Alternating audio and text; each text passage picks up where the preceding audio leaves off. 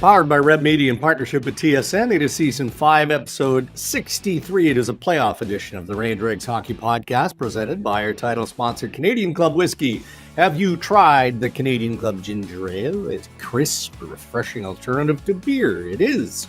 It's well balanced. The flavor of ginger, subtle notes of rye, and there's spice.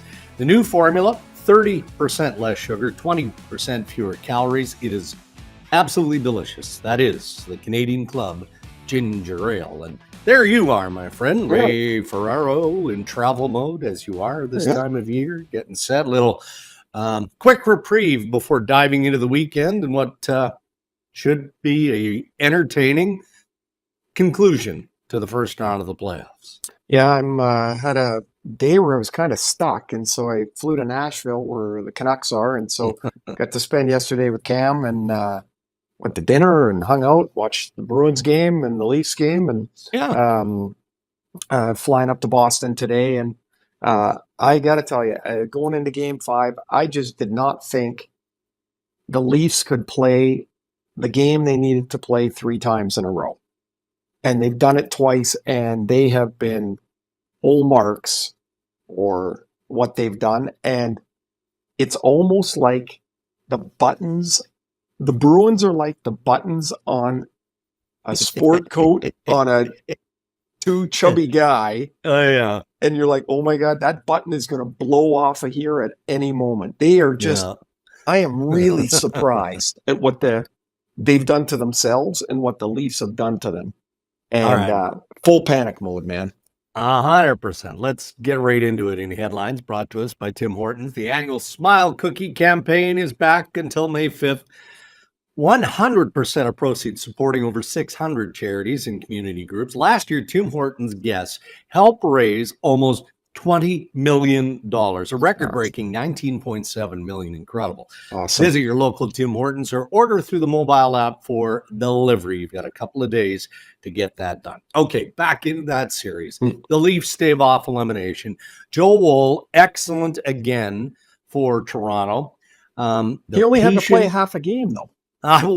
Like the Boston Bruins had 4 shots 30 minutes into that hockey game, right? How do you explain that other than obviously tidy defense by the Leafs? But I also think it's tense and panic by the Bruins. Yeah. And I do know from playing that the more uptight you are, the more nervous you are, you don't react the same. You react slower. You're not sharper.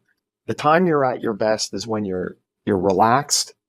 And it's often why when you see a team make a late run in a season, it's because all the tension's gone from the season. They start to win, they start to play well, and everything just flows. And I think there was a certain point there where the Leafs go, well, what the hell here? We're down 3-1. All we can do is play. We can't win 3 games today. We can win 1 game today. And they go into Boston, and they were miles better than Boston in Game 5. And for the first half yesterday, or in Game 6, it was the same thing. It wasn't even close. And I put some of that, maybe 40% of that on the Bruins, that they were tight and nervous and you become scared to make a mistake. Mm-hmm. And the other 60% on the Leafs, because I thought the Leafs were all over them. And all the things that hurt them early in the series, they're on top of now. They don't make bad decisions with the puck. They don't take bad penalties. They get the save they need when they need it, in particular late. Like the last half of I'd say in the third period, Woll had to be really good. He made some really good saves. And the other thing is, and we need to get into this, is the Bruins are now in lineup flux. They started to fool around with the lineup in Game 5, then a little more in Game 6. Now, what exactly do you have going into Game 7? And Sheldon Keefe looks as calm as he's looked all year. It's almost like the stress has gone out of him too. And I think that translates onto his players. Yeah, I would agree with that. And look, if we're looking at coaching here, Ray, we know that Jim Montgomery can run hot, right? I mean, he can run hot, and he is wound tight right now. And you can appreciate why. Back-to-back years, they're leading in the series 3-1. And let's see how Game 7 plays out between the Leafs and the Bruins. But if Boston doesn't change or alter the direction of the Maple Leafs, and they've got a problem. And he made a comment post-game, which we talked about as part of our Hot Zone coverage on TSN with the group last night. And he was pushed a little bit by the assembled media, talking about David Pastrnak, who largely has been ineffective in this series, in terms of generating offense, the big goals that historically he's done against Toronto. But Sure. he just point blank, bulletin board form said, Pasta needs to step up. I mean, kind of obvious, but going after the big boys, right? Yeah, well, okay, so two things. One, you've got to know your player. Is that the right player that you can say that to? Number two, it's at a remarkable time to do it. And number three, it's been done before, way back to when Mike Keenan so obviously benched half his team in New Jersey in Game 6, and then because he felt he could push them. Now, it worked. It would have been a disaster if they would have lost. I'm not a fan of it, only because it focuses everything in on one guy.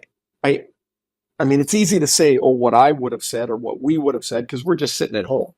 Right. But it seems the right thing would have said, David Pastrnak, Pavel Zacha, Charlie Coyle, they need to step up. Like, put a group together. When you single out one guy, I'm not so sure that's the best tactic. Yeah. I mean, I was told on Thursday, slim chance that Austin Matthews makes his way into this series. Whatever he's dealing with, it's an injury. We'll see. The magic of medicine, who knows? I stumbled across, I think, the same information. Yeah. And I don't look for it. And you are looking for it. And so it did seem unlikely that he would be able to get back for Game 7. But and you never know, right? You never know. And just can I tell you a quick Game 7 story? Sure. Yeah. Ray Bourque, we were in Hartford. We were we might have been ahead 3-1, and Bourque was hurt, and we lost. Maybe we're up 3-2, and Bourque missed Game 6, and we're like, this is our chance. Yeah. And we had a 5-3 lead, and we stumbled around, and they won 6-5. And when Ray Bourque came out of the tunnel in the Boston Garden for warm-up of Game 7, it was like it was an earthquake. You didn't even have to look down. We were all kind of had one eye on that end to see if he was coming out. And when he did, if you weren't looking, you knew. And if you were looking, you went, uh-oh. Yeah. And so the Bruins got their own problems, but they'll have one eye on the Leafs tunnel for the start of warm-up in Game 7. So if 34 is 60%, 70%, that's good enough for you, right? I mean, it just makes you that much better on the power play. It depends what it is, right? Yeah. It depends exactly what it is. But if you could drop them, it is really hard to sit around for 2 power plays or 3 power plays and then jump in and be warm enough to do something. That would be hard to do. It's harder to do than people think. But a reduced Austin Matthews that you don't have, even if you played him a little bit here or there, sure, I would always default to that. But maybe physically or medically, he's just not going to be able to do it. Right. And that'll be determined. I suspect not today as we record here on Friday, but leading up to game time on Saturday. Well, you know what though, Drakes? Twice now, Keith has said in the morning, Austin's out. Right? Okay. Twice in a row. He said, no, you won't see him tonight. Yeah. Okay. So we'll see. And we'll have full wrap-up, obviously, in our next installment of the Rain Dregs Hockey Podcast of Game 7, which is Saturday night. Canucks and Dallas Stars with an opportunity, Ray, to move on with a win in Game 6 tonight, Friday. Let's start with Vancouver, and I'm sure Cammie's going to love to hear your analysis of this. Oh, I have already given it to her. What do you see as mandatory to prevent Game 7 or to encourage Game 7 if you're Nashville? Well, I think from the Vancouver side, certainly it's, you need the same quality of goaltending that they've got, which has been really terrific without Thatcher Demko. I mean, what a huge loss. And the Smith and Shelovs have played very well I mean, they're not losing because those guys haven't done the job. So they got a 3-2 lead. They come on the road. It'll be hard to win here anyway. But there's certain things you just can't dance around. And Elias Pettersson has to play. And he's got to play well. And he's got to make an impact. Connor Garland doesn't have any goals in the series. He got 20 in the season. Joshua hasn't had as good a playoff. So you can say, yeah, those guys got to play because they do. Joshua and Garland, they have to play. But if it's not like one guy's quiet here, it's like, why is one of the reasons Boston is in the soup is because Zacha doesn't have anything in the series. Pasta has had a very quiet series. Vancouver's here, they're leading the series, and they've had virtually nothing from Pettersson. Like, he's too good, too valuable, too important to the team. Yeah. To be a passenger. Like they need him. What they need him to do is just play the game. Don't think about the game. Just play the game. Yeah. And if there is a good sign, in the third period the other night, he had 2 really great chances, which he has not had. And one of them hit Saros in the side of the mask on a 2-on-1. He hasn't even had those chances. And so if you're a Canucks fan, you're looking at that. If you're Nashville, you're saying, we just want to keep going as fast as we can. That this is the way Andrew Brunette wants to play. They had a slow start. They were adjusting their style, and he was getting used to the team. The team was getting used to him, and then all of a sudden they went on that huge run. But the last half of the year, this is their game. It's fast. It moves up the ice.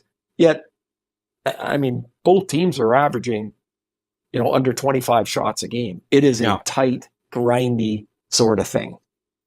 Is this how you thought this series would play out? I mean, 100% not. Okay. Yeah. I thought there would be more goals. I thought there would be a little more unstructured play to it. And it's been a really tight, like really hard series. And it has surprised me. Now, their teams are 6 wins apart. That's 1 win a month. Yeah. It's not like, you're the old Norris division days when you're playing a team that's 40 points behind you. It's they're 2 pretty evenly matched teams. Cammy won't like this, but at the network, we're already planning for the Vancouver-Edmonton series, right? Like that's already you've got your meat hooks in that, don't you? I'm trying to figure out: am I traveling? Am I not traveling? Right. Are we doing these late panels here in the East? This is one thing every listener needs to understand. As much as you were cheering for your team, the only thing we're looking at is potential travel scenarios. When do I have to pack? What do I have to pack? How much do I have to pack for? There's a game on. I better get ready for that too. But it's like, I got a suitcase here that I could go to, 3 different continents on now because I don't know where the hell I'm going. Except the one thing I did forget is if I got to go to Florida, I forgot my flip-flops. Might have to buy some. They still sell them, yeah. Oh, do they? Just go to the dollar store, though. You're kind of a big shot. You need the high-end stuff, but you don't really. Oh, yeah. I'm from Trail Dregs. I'm a real high-end guy. All right, Vegas and Dallas. For my eye afar, Vegas looks like they're playing on fumes here, right? And no doubt that there are guys banged up. That's just a staple of this time of year. Every team has that, but that's the way it looks to me. That's a tough scenario, isn't it? Against a very heavy, experienced, and super motivated Dallas Stars team. Last year, Vegas knocked them out. Remember Game 6 in Dallas? Yeah. Vegas went in there and just mopped the floor with them. Dallas would love to turn the table tonight. Yeah. Vegas does not look right. They look just a half a beat off. And sometimes I wonder if all the noise around their team, Dregs was really became heavy on them. Aside from the health, now you got new players. Pietrangelo didn't play down the stretch. Hurdle didn't play very much at all. Carrier was out. Now Carlson is banged up a little bit. Like, it's one guy after another. And, they go to Aiden Hill in goal. I guess he was fine in Game 5. Season on the line. Are you Hill or Thompson tonight? Like, they've got some big decisions as well. Dallas, Dallas is well put together. They are Yeah. just a well put together team. The one place they're a little weak is they only use 5D. Nils Lundqvist plays just a little more than me and you in each game. Like literally, like he's averaging 3 minutes a game. Yeah. So if Vegas can try and get to their D, and slow them down with the body a bit, maybe that's a way. Pete DeBoer had a great line. He goes, and I really like Pete because his humor is so understated. Really someone is. was asking him about the using 5D, and he goes, "Well, I don't think there's a rule that you have to use 6." And I thought, you don't. It was just kind of the way he said it. It was just kind of funny. And but Dallas, they are vets. They are deep. 820 goal scores. You know what's been awesome to watch? I'm so entertained by this. Is Wyatt Johnson's 20, Logan Stankoven's 20, and Jamie Benn is, I don't know how old he is. He's like 35, I think. Yeah. And so like these two guys are barely older than Ben, and they play together. It's like this old dog is looking after the young pups, and man, they play well together. Vegas has not had an answer for that line. No, and I don't think that Dallas gets enough credit across the league. And, I mean, this because you pay close attention to organizational strengths, right? And you look at Dallas, and Stankoven is a classic example of, okay, I mean, obviously Tom Gaglardi would know Stankoven very, very well, just based on the history and development of this young player. But then I look at another blue chip prospect, Maverick Bourque, right? So when you get around the trade deadline, people, okay, what's Dallas going to do? Are they going to add this real big piece? Which they did, obviously. But, but is it going to cost Bourque? Are they willing to part with? No, they're not moving these guys. But that's the next wave coming. We're already seeing it in Wyatt Johnson and Logan Stankoven. But they've got some pieces pushing here. Here's another thing. So Jimmy Neal was the associate GM in Detroit for a long, long time. Mm-hmm. And so you develop your own style, but you take what learns as part of your foundation. And he and Joe McDonnell, the head scout, went to Dallas together. And the patience that they show with their young guys is very Detroit-ish from back in the day. Another guy to throw in that young mix is Thomas Harley. And really I know people don't talk about him at all. Last year, he played 6 games. Yeah. And then they got to the playoffs. He played 19. And this year, he is in the top pair with Heiskanen. He's big and mobile, and man, it's just another win for the Dallas scouting department. Yeah. Okay, let's go to Winnipeg. And I don't know, you were traveling, whether or not you had an opportunity to listen to the Connor Hellebuck media availability with Captain Adam Lowry was sensational. And I guess I have a soft spot in listening to Connor Hellebuck because he's so in his own head in positive thinking that as he's speaking, you're like, I don't see that even a little bit. Like he talked about the series that they just lost against Colorado, and he described his play as the best hockey of my career. Now, he explained why he felt like that. And then furthermore, went down the path of saying, hey, we had breakdowns that we didn't fix. Game after game, breakdowns didn't fix. And it made it seem like he was piling on Rock Bowness and the coaching staff to a point where Adam Lowry finally had to say, well, it's not like we didn't watch video. Like he was there. The captain was there just to make sure that he didn't take this thing right off the rails. But it did have the overall media veil, including Bowness, who we'll talk about here in just a moment, Ray, had an air of positivity that was unexpected for me.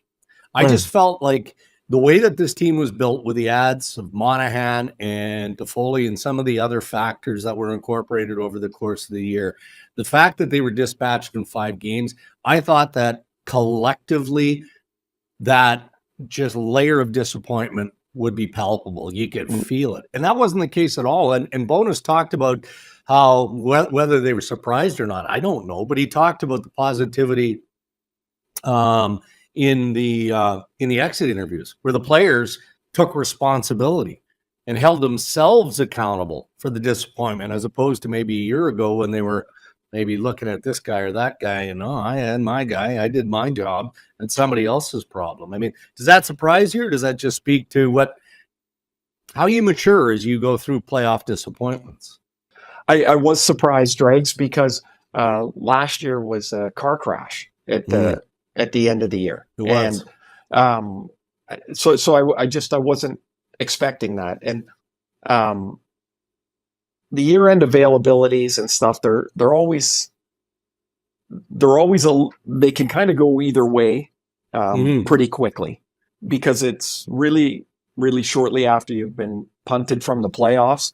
And unless it's deep into the playoffs, there's the chance for somebody to be, a little irritated a little bit more than, later on. You're just so disappointed and tired and all that. So, but I was surprised, and they should look at lots of positive things there, but they're in a funny spot in a way. I mean, last year it was about Hellebuck and Scheifele. They moved off a Wheeler. Was Rick Bowness going to be able to mend some fences after a real go at the players at the end of the year? And that quick, remember when we had him on, he talked about that they quickly got to that. But it feels different, but it feels like they're always in a little bit of a transitional place, just a little bit. They've got some important people to deal with here.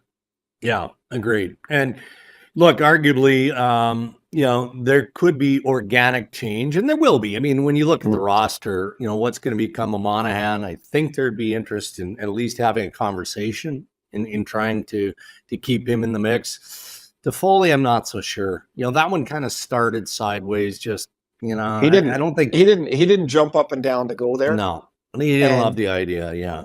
And so it to me it seems like that was a one shot and out. I mean, that's what it seems like, but I guess we'll find out. But it just seems likely that he would want to get to July 1st. Yeah.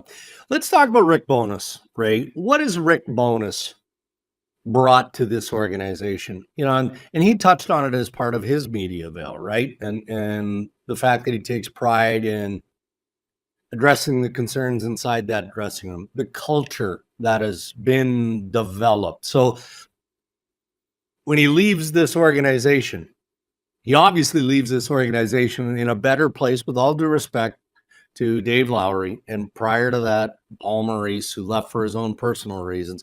But Rick Bowness leaves the Winnipeg Jets certainly better than he found them, in terms of the areas that a veteran, experienced coach is capable of putting hands on and correcting and changing in a positive way.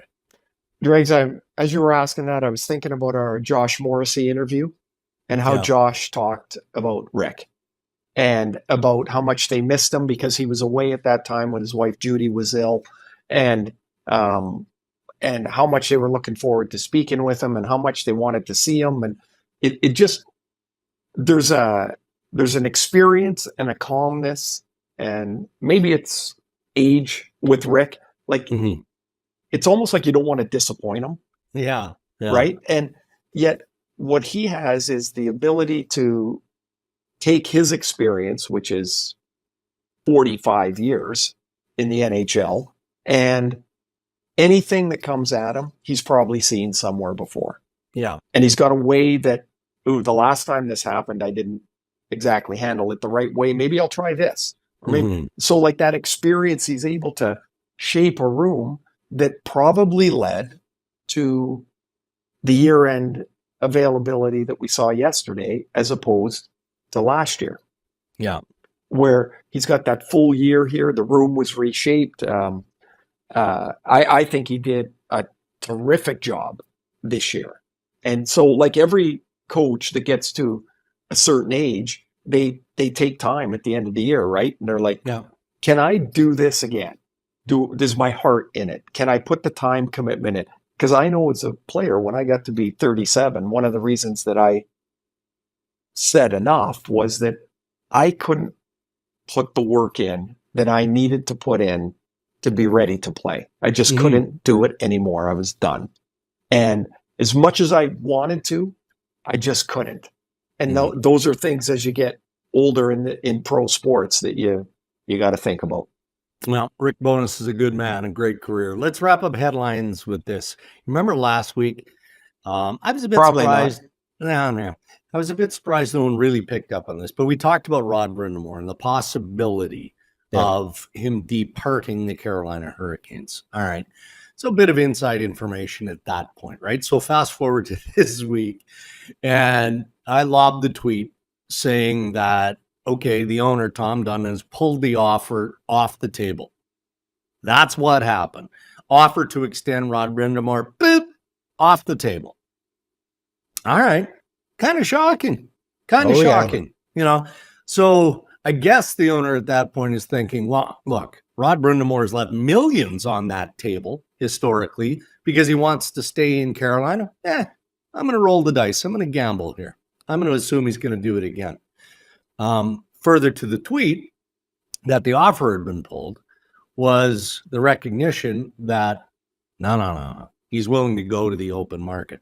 Shockingly, Ray, less than 24 hours later, the negotiation starts again, encouraged by ownership and management. And although the paperwork hasn't been signed, I mean, Rod Brind'Amour is now going to extend in Carolina. Hard to imagine it was going to go a different way, just needed a little pop to get it moving again. Yeah, I guess you can always roll the dice, but every once in a while the big stick comes out and they pull the dice back and and it doesn't work. And it seems to me like they would understand what they have in Rod. Think around the league, is there a coach more well-suited or that you connect more tightly with a team? And no. I can't really think of it. Part of the reason is because every Thursday a new coach gets fired and there's no connectivity with them anymore. But like Rod in Carolina, if he walks or if he was going to walk, I think that would be a disaster for them. He means so much. He means more to them than other coaches mean to their team. Well, and at some point the details of this deal will come out. I mean, that's just the way it happens, whether it's coaches or players. I mean, we'll learn. Yep. But unless something changes, my understanding is that he's nibbling at top 10 in salary among NHL coaches, which, I mean, he's got to be top 10. He's got to be top 10. Well, I was going to say, was I supposed to be surprised he was there? I'm surprised he's not higher. No, that's my point. Oh, okay. Yeah. That's my point. But that speaks to, again, he's willing to leave that, dollar value on the table because, he wants to stay with the Hurricanes and finish the job that he started. So, well, good for him. To be determined. Yeah. Those are your headlines. Thank you to Tim Hortons. Tim's Smile Cookie is back from April 29th to May 5th. 100% of Smile Cookie proceeds support over 600 local charities and community groups all across the country. Get yours from April 29th to May 5th at Tim's. Our interviews on Ray and Dregs brought to us by Canadian Club 1858, the original, the flagship whiskey for Canadian Club where it all began. Aged over 3 years in oak barrels before being bottled, and the result is, as you know, the smoothest possible flavor. Spicy, zesty, there's hints of rich oak, sweet vanilla. That is Canadian Club 1858. Planes, trains, and automobiles as we wrap up here. You're in Nashville. You're going to Boston, big game 7. Yeah. And then no idea. No idea. No idea. Wait for your marching. Don't know east or west, or you'll stay. No, I know east, but okay. So I guess technically I could go to New York for Sunday. It's not that far. No. Or I could go to Florida for their game 1, which would be, I don't know, when would that be? Monday, maybe? Oh, that's why you're talking about flip-flops earlier. Yeah. Well, but if the Bruins would have won last night, I probably was going to Florida for game 1 of the Bruins in Florida. However, that's not to be. So I'm going back to Boston. Little chowder there. Chowder. I do like a good chowder. Do you like chowder? I love it. It depends. Like the overall Boston clam chowder, I love it. I would drink that stuff. I love it. You get into the shrimp chowders and the corn chowders. Nonsense. Yeah. Nonsense. So here's the thing. From our hotel, you just take a little loop around the corner. A really cool little old place. Awesome chowder. If you go the other way, it's the north end.